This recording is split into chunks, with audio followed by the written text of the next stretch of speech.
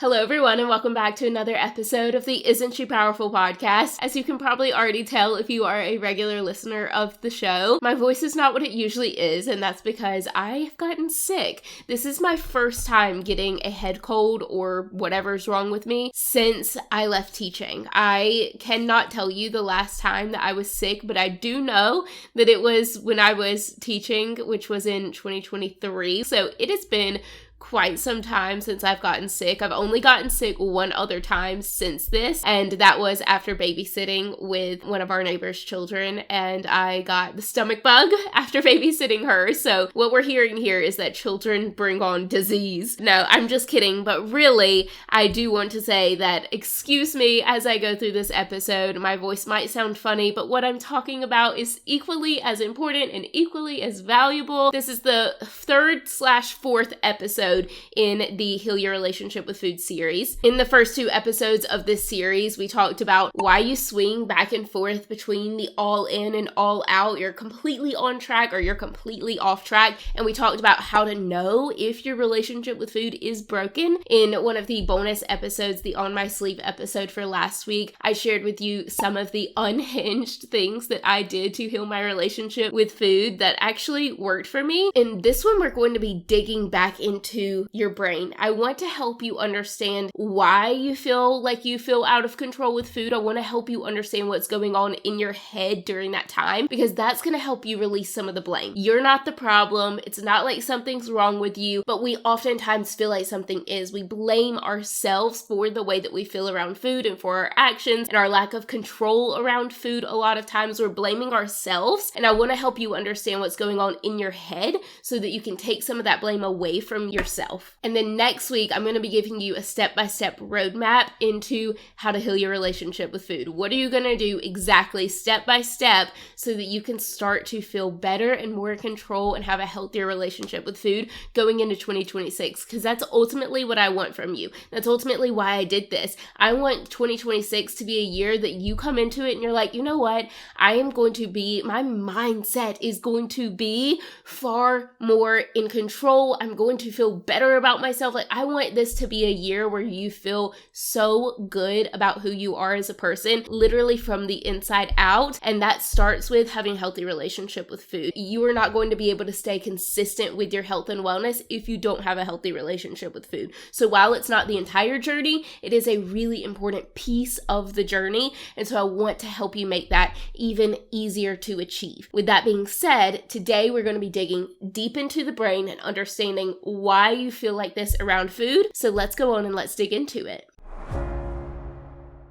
So the title of this episode is Why You Feel Chaotic Around Food. So let me first kind of break that down and explain what I mean when I'm saying chaotic around food. And really that's just a feeling. I'm not going to sit here and tell you, yeah, listen, you're chaotic around food because you're doing these things. It's more about how you feel about your actions with food, but I want to just give you some examples of what it could look like for you to be out of control a little bit around food. So the first one is, one day you feel completely calm around food and the next day you're completely frantic around it. It's like you swing back and forth between being like, you know what, no, I can keep Oreos in the house. And the next day you're like, I'm going to eat all of the Oreos and I'm going to eat them until they're gone. And I don't want to have them in my house anymore because I can't trust myself around them. So I'm going to eat every single one of these Oreos today and then we're never buying them again. Another example is that you eat even whenever you're not hungry. So you're going to overeat and eat and eat and eat. Even whenever you're not hungry, you're just sitting around on the couch. How many times have you said in your life, I'm really not that hungry, but I'm eating anyway? I'm sure you said that. I've said that even once I've had a healthy relationship with food, okay? So it's so normal to have those thoughts, but just because it's normal doesn't mean that it is healthy to have those thoughts. With that being said, you either are somebody who's like, I'm eating even though I'm not hungry, or when you are hungry, you end up not eating. So whether that be out of punishment for your body or you're feeling too stressed, but you know your body's hungry, but you're too stressed to eat. You're one of those people who like get sidetracked and you forget to eat whenever you're busy, those type of things. That is feeling a little bit chaotic with food. Another one is overeating overeating just for the sake of overeating. You weren't even craving that food, but you ended up overeating it anyway. It's not even something you were enjoying, but you ended up overeating on it anyway because it was there or because you don't get access to it often. Even though you maybe didn't even like it that much, you still would end up overeating on it. So that is an example of feeling a little bit chaotic with food. The next one is you eat and then you say, I don't even know why I just did that.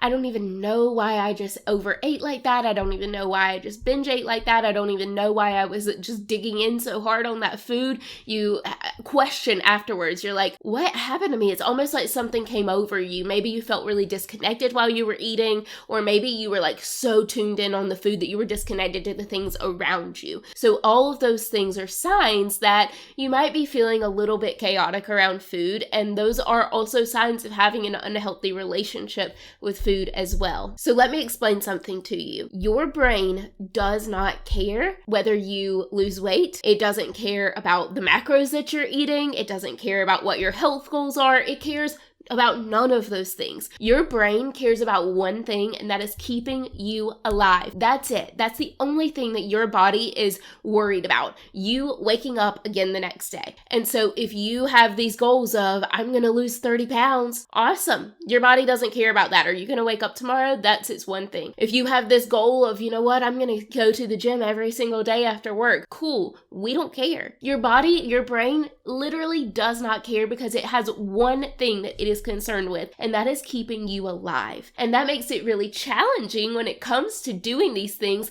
because change threatens that. Your brain is like, you know what? I know she is super uncomfortable right now. She does get winded after walking up a flight of stairs. She does feel really guilty about the foods that she's eating. She does wish that she had better healthy habits, but you know what? She's alive, and that's all we really care about. Your brain and body does not care that you feel uncomfortable in the body you live in because you are alive in that body that you're living in. And if you wanted to change the body that you're living in, that threatens the survival of your body. And that scares your brain. It's like, whoa, we don't want to change because what we're doing right now, even though it's uncomfortable, it's keeping us alive, and that's all we care about. So you understanding what I'm getting at with this is like, even though you really aren't at your top quality of life with the life that you're living right now, you are alive. And change, even though logically you know that change, whether that be going to the gym consistently, eating healthier foods, moving your body more, having healthier relationships, all of these things,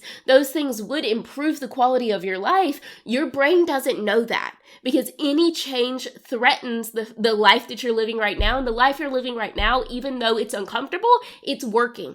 It's keeping you alive, and that's all that your body cares about right now. Your body has three main priorities. The first one is your energy. Primarily, it cares about preserving your energy as much as possible. Our lives are pretty stressful, right? We can all admit that we have things going on in our everyday life that are really stressful. And stress way back at the beginning of humanity meant like you had to run away from something. There was a predator that was attacking you. There was a bear that was going to come eat you. There was something that was a physical threat to you. Those were the stressors of our primal beings. Our bodies have not progressed past that, and that means that our bodies still respond to stress in the same way. So when we get a scary email from our boss, our body is going to respond the same way as if a literal bear was chasing us and coming to eat our family inside of a cave. So since your body is responding in the same way, it feels like it needs energy. It feels like it needs to be able to get up and go at the snap of a finger because that bear might come around the corner and attack you and your family, and you're going to have to get everybody up and run. And so even though it's just an email, your body thinks that you're going to need to physically have energy to respond to this stressor that is coming into your life at any given time. And because stress is such a common thing for you in your life, your body feels like it needs to have all this extra energy stored up. So one of its primary roles, one of the things that it's most concerned about is preserving your energy as much as possible. So when you're saying, yeah, I'm going to get up and go for a walk every day. Yeah, I'm going to make sure that I'm getting up earlier in the morning so that I can go to the gym before I go to work. All of these things that are requiring you to exert extra energy, especially if you're not used to exerting that amount of energy on something like that, your body is going to say, maybe we shouldn't. You're going to have those thoughts in your head a lot easier than somebody who's been doing it, maybe was raised to be somebody who's a really active person or has been being active for a very long time. You're going to have those thoughts and those questions come into your head a lot easier because your body is just trying to preserve that energy so that you can respond to stress in a quick moment's need. The second primary thing that your body cares about is its safety. It just wants to keep you alive, like I've been saying. And as I said, change threatens that. Change makes it harder for your body to believe that you can stay alive given anything because it feels, first of all, really scary to make a change. Like you are having all of these natural, I don't know, this might not be for me. You're having all of these questions and you're feeling shame whenever things don't go well. Your stress is increasing because you're going about it from maybe a negative mindset, an all or nothing mindset. You have an unhealthy relationship with food. So you trying to go on this new diet or try this new program or whatever it is already creating a little bit more stress for you. And then it's also a change to what your body is naturally used to doing for so long now. And so of course it is going to try to convince you not to take action. And the third primary thing that your body and brain cares about is predictability. Our bodies as humans thrive on routine. So that means that those routines that you've already had set up for yourself, those are the things that are going to be super easy for you to fall back into. 2026, when you've got these New Year's resolutions, you're completely changing your lifestyle, that's going to be challenging at first because the routines that you've already built, that's what your body's used to. That's what it's wanting. It wants to have that routine. It wants to have that predictability. Our bodies thrive on these routines, even the negative ones. Even the ones that don't support you and don't get you closer to where you want to go. And they're the ones that are causing you more stress and making you feel upset with yourself and making you feel bad about who you are and what you do and all these things.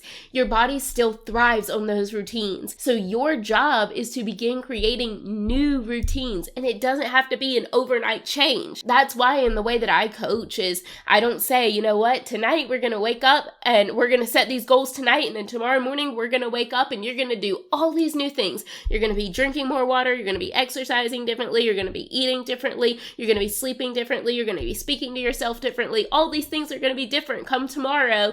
That's impossible. You're going to give up on yourself super easily if you try to do that because that's way too much, first of all, to keep in your brain, to remember to do all that stuff. And second of all those routines are completely new and they're different and your body doesn't like those new routines. It wants the old routines that have been working, that have been keeping you safe and been keeping you alive. So when you start to feel uncertain around food, you're starting to feel a little bit of judgment towards yourself. You're starting to feel a little bit of, I don't know, maybe I shouldn't have made that choice. I can't believe that I did that. You're starting to beat yourself up a little bit. You're starting to feel out of control a little bit. Anytime any sort of negativity comes up as related to food, a few things start happening inside your brain. The first one is that your brain automatically shifts into protection mode. Whoa, she's getting upset. She's getting stressed. Let's figure this out. We need to take away that food. If that food is stressing her out, we don't need to do that anymore. You know, you decide on this weekend, you're like, I'm going to start making a meal plan. And then the first day it feels a little bit stressful to do that. Of course it does. It's a new routine. It's a change in your habits. Of course it's going to feel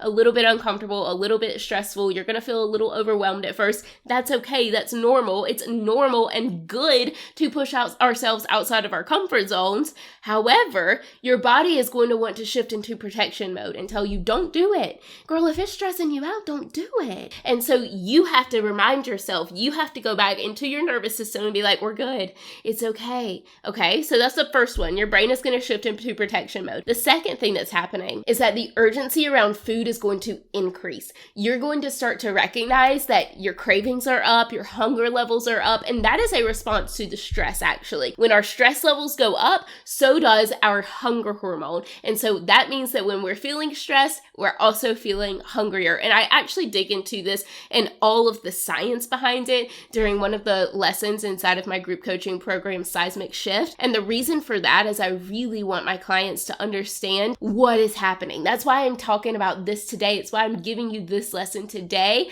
because I want you to understand why all of these things are happening to you. When you can understand what's going on behind the scenes, it makes it so much easier to have compassion compassion with yourself and also be like, okay, listen, girl, I understand you're just trying to protect me, but we are going to push past that because I don't need protection right now. I promise that this change is going to be good for us. Okay, so the urgency around food is going to start to increase whenever you are feeling this new stress. Whenever something is feeling uncomfortable for you, you're going to start to feel like you have more cravings and more hunger. The third thing is that your rational thinking is going to decrease. So your ability to think rationally and to be like, girl, I understand. I know that you're just trying to protect me, but we are going to push past that because this is a good thing. That ability to do that is going to go down. So that's again why I like to coach this way and talk to you about all of these things and give you the science behind it, because I want you to be able to say, I know what's going on right now. I'm less rational, but at least I know what Laura has taught me, and now I'm able to say, listen, girl, it's okay.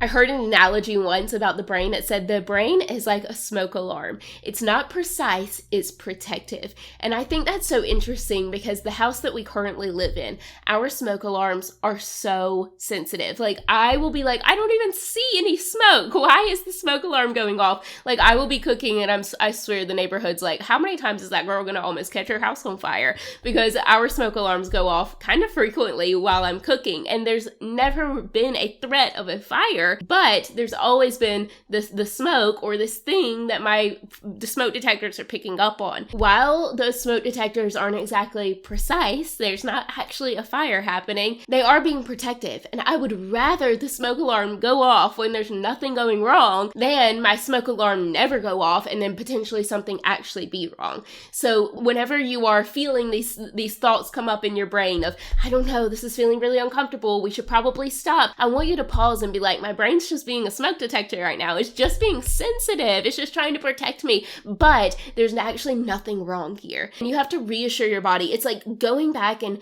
really reconditioning your nervous system. I'm going to talk about it in a few minutes of what can you do to get out of this cycle of feeling chaotic around food, but reconditioning your nervous system to know that change is okay. So when you're feeling this, like, you set all these new goals and then you start to hear those thoughts come up in your brain of like, I don't know, maybe we shouldn't do this. I don't know. This is not feeling like it's supporting me, or whatever the things are that are coming up in your brain. You're starting to doubt yourself and question yourself. I want you to just pause and say, I know it feels uncomfortable, but nothing is wrong right now. We are actually going to increase the quality of our life by getting uncomfortable in this way. Trust me. I promise I'm not putting us in danger. So I want you to have that conversation with your brain, because your brain is just trying to protect you. It's just trying to keep you alive. There are actually 3 things that I want to talk to you about that can increase this feeling of chaos around food, kind of as like a third party almost. And it's not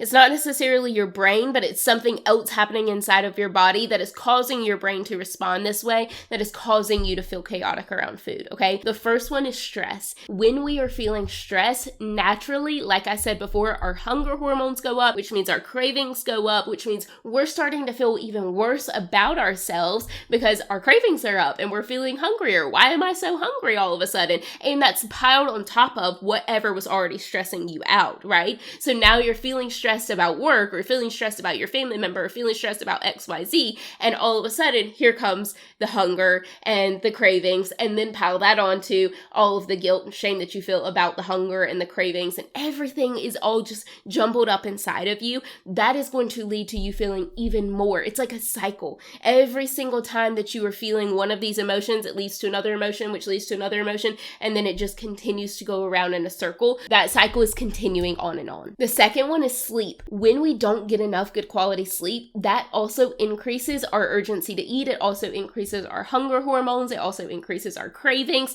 because our body gets energy from 2 places: the sleep that we have and the food that we eat. And if we don't get enough sleep, then that means that we are going to need to eat more food to replace the energy that we didn't get from sleeping. That is also one of the things that I dig deep into inside of Seismic Shift, my group coaching program, and I help you understand how to get good quality sleep so that you can stop relying as much on food and start relying more on your body's natural ways of increasing your energy through getting good quality sleep. And finally, the third thing that is happening inside your body that is going to lead you to feeling even more chaotic around food is blood sugar imbalances. You are going to if you eat something sugary on an empty stomach, it's going to spike your blood sugar. That's going to lead to a drop in your blood sugar. That's going to lead your body to feeling really scared. And so then you're going to eat even more food because you're going to feel these cravings to eat more food so that your blood sugar can rise again. So then you're going to eat more sugar, and then your blood sugar is up again, and then it crashes again, and the cycle just continues. And just like being on a roller coaster in real life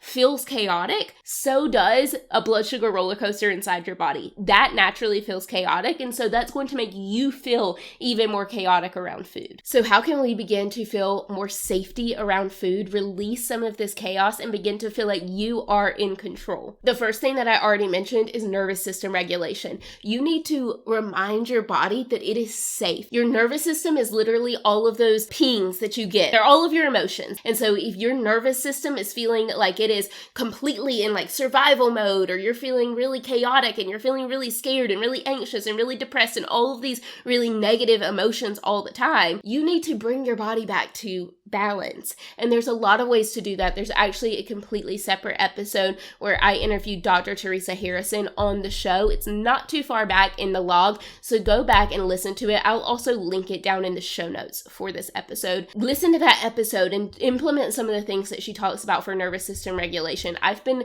doing a lot of these things, listening to really calming music in my house rather than listening to my typical true crime podcast. I'm still making time to listen for those, but it's not like I was at the point where I was like listening to true crime podcasts, and if I finished up the ones that I was used to listening to, I would go back and like try to find some other show that I don't normally listen to, or try to find more about this one particular case that I'm interested in. No more of that. I've found some calming music. I'm listening to that on the speakers throughout my house as I'm washing dishes or cooking dinner or anything like that. I've also been implementing a lot of box breathing. I've been implementing sleep meditations. All of these things are really helping to calm my nervous system, and they're things that you can begin to implement. She talks about a lot of them in her episode as well. So that's the first thing to do to help you get your body into a state of calm and relaxation so that you can begin to feel less chaotic in general, and therefore less chaotic with food. The second thing is to practice consistency with the time of day that you are eating. Our bodies, like I said at the very beginning, they thrive on routine. They want that predictability. So give that to them, okay? Give your body the sense of security that it is going to get the food that it desires when it needs it at a specific time of day. So set a routine and a schedule for when you're going to eat and stick to it. Even if you are telling yourself, but I'm not really that hungry, have a little something. Let your body get into that routine and let your body know, you know what, it's safe to let me know when you are hungry, because a lot of times those hunger cues, we've suppressed them for so many years out of dieting, scared we're going to get fat again or whatever it is. We're scared. And so we stop eating, but you have to remind your body it is safe to tell you when it's hungry. So eat, even if you're not feeling that hungry, still give yourself a little something. I'm not saying have a full-on meal, but give yourself a little something, okay? Especially breakfast. That's like the number one that people say, well, I just don't feel that hungry. That is because you've suppressed your hunger hormones for so long. You should feel hungry in the mornings. If you have a healthy metabolism, you should feel hungry within an hour of waking up every single day. With that being said, you need to help your body increase that metabolism and get used to eating breakfast again because you've been saying no to it for so long. So it stopped asking you, okay? So you have to remind your body it's okay to ask.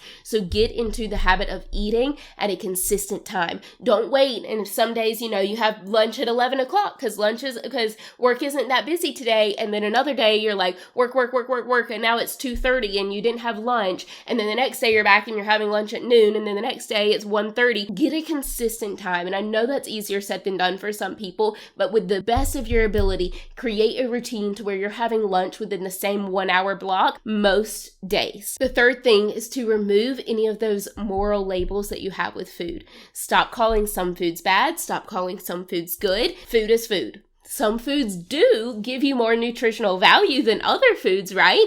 But food is food. Unless it has mold on it or it's literally old, then food is food. That's the only way that a food is bad. Or if, it actually tastes disgusting, like you actually hate it, you can refer to that food as a bad food. But no matter what, these foods are not good. They're not bad for you. They are just foods that provide your body with something. They provide your body with something, whether that be a lot of nutrition or a little nutrition. So stop referring to them as good and bad. That's something that I actually talked about in one of the other episodes of this series. So if that's something that you really struggle with, make sure that you go back and listen to the other episodes in this series if you haven't already. The fourth thing is to add before you subtract when it comes to food. Instead of looking at your lunch plate and saying, oh my gosh, I can't believe that I have so much carbs on here. I need to take some of those away. Instead of saying that, say, what's missing from this plate? I have a lot of carbs, so that's not missing. Maybe protein? I need to add some protein to this plate. Or, oh, there's like no color in this. Maybe let me add some fruit or vegetables to get a little color in here. And so figure out what's missing and add that in rather than taking something away from your plate. That feeling of taking things away reignites that feeling and that stress of your body being in a place of restriction. And that restriction feels really scary to your body, and it's going to send you on a spiral of more chaos. So stop restricting foods and simply add to those foods, okay? And the last thing to do is start responding to the things that you've done. Like, if, let's say, for example, you overate at dinner last night. Instead of responding to that from a place of judgment or a place of beating yourself up or whatever, respond to it from a place of curiosity. Curiosity is actually one of my clients. She's in my membership. She's been inside of Seismic Shift, done one-on-one coaching with me. She's in my membership as well. And she said that curiosity is her word for the year. And she got that from me, which I thought was so special. And she said that she got it from the fact that I always say, approach your actions from a place of curiosity rather than a place of judgment. So if you say, this week, I'm going to, I'm going to meal plan for every single day this week. And then you don't do your meal plan, instead of being like, why didn't you do your meal plan and getting all mad at yourself, you just say, what was the challenge? Why weren't you able to do your meal plan? Or let's say, for example, you say you're going to do a meal plan this week and then you do the meal plan, still approach it from a place of curiosity and say, what made that so easy? Why were you able to do that so well? How can we do that again this coming up week to make it easy again this coming up week? So approach your actions from a place of curiosity, and you are going to see so much more safety come into that. You're going to feel so much more at ease rather than feeling on the defense so quickly. Okay, so with this episode, I hope that you are understanding why it feels a little bit chaotic around food sometimes, what's actually happening inside your brain and body, and why it's causing that. It's causing your body to literally feel a state of chaos on the inside, and so that is manifesting to the outside for you as well. So in order to do that, we have to bring ourselves back to a place of peace. We have to bring ourselves back to a place of balance, and we do that through nervous system regulation. We do that through building in predictability with our foods. We do that through removing these good and bad labels, through stopping the restriction and starting to add in healthy foods. And we also do that through responding with curiosity rather than beating ourselves up so quickly. So start implementing some of these things. And guys, if you are struggling with your relationship with food and this has been something that's been speaking to you a lot and you're feeling like, I definitely need to work on this and I'm ready to take that journey, I encourage you to do two things. Number one is go down into the show notes and put your name on the waitlist for Seismic Shift. This is what I specialize in. Like, I'm really good at helping people get rid of their unhealthy relationships with food. I'm not one to toot my own horn, but I will say I'm really good at doing this. And if this is something that you are ready to tackle and you're ready to have a healthier relationship with food, you're ready to fill in that missing piece of your foundation when it comes to your health journey, I'm here for you. I'm ready to help you fill in that foundational piece as well. So put your name on the waitlist for Seismic Shift. Also, at the beginning of the year, I'm hosting a free challenge for healing your relationship with food. The information for getting signed up for that is not out yet, but it will be out soon. So make sure that you are following me on social media. I'm at Laura B Healthy on all social media platforms. Make sure you're following me there so that you don't miss it. Make sure you're subscribed to my email list. I'll put put the information for that in the show notes. And also make sure you are subscribed to the podcast wherever you're listening, because I'll of course be talking about it on here as well. And that way you get notifications when new episodes come live so that you don't miss it. With that being said, next week we're going to be talking about a roadmap for you for healing that relationship with food, getting from the place you are now to getting to the place of peace and comfort and control around all foods. And I look forward to seeing you there. Thank you so much. I can't wait to see you again next week. And always remember, the more you know, the more you grow.